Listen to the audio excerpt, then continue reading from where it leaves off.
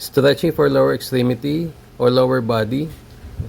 Disclaimer, hanggat maaari bago gawin itong procedure na to, check muna ang mga lab result, MRI, X-ray.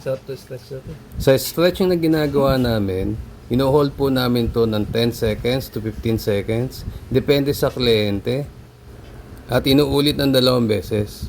Kaya kung makikita ninyo sa video, inuuna ko muna tong kanan.